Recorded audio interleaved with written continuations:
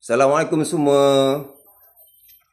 Hari ini 25 hari bulan 10 2025. Okey.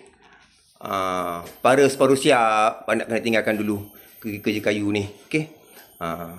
Pak nak konsentrate kerja simen. Dah sambung buat lantai bilik.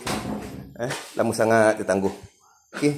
InsyaAllah doakan Pak Ndak, doakan Mak Ndak sihat, doakan Wan sihat, keluarga kita semua sihat. Okey, Wan menyapu kat sana tu. Okey. Moga Allah Taala memudahkan segala kerja-kerja kita. InsyaAllah. Salam semua. Assalamualaikum. Sayang semua. Assalamualaikum semua. Selamat pagi. Hari ini hari Ahad 26 hari bulan 10 2025. Okey, Pak Ndak masih meneruskan kerja-kerja melantai bilik ni.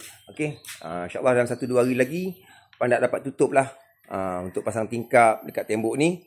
Siap sampai lantai tu Pak Ndak tutup. Lepas tu Pak Ndak buat kerja di dalam rumah. Doakan kesihatan Pak Ndak, kesihatan Wan, kesihatan Mak Ndak yang ada kat sini, untuk keluarga kita semua. Okey. Mudah-mudahan Allah Ta'ala memudahkan segala urusan kerja-kerja kita semua. Buat sahabat-sahabat juga, mudah-mudahan Allah Ta'ala beri kesihatan yang baik, insyaAllah. Assalamualaikum semua. Sayang semua.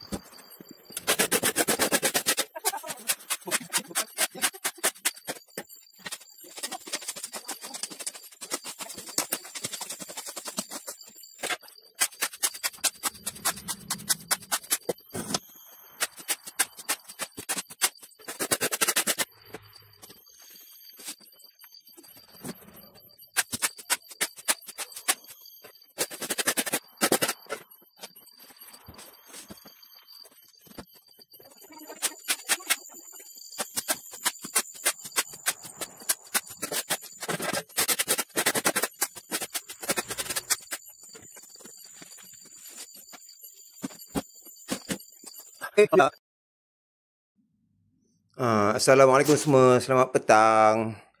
Okay, Alhamdulillah, siap juga lantai.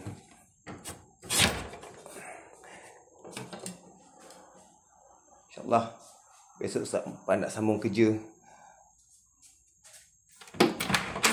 untuk buat pasang tingkap dengan ikat batu balik.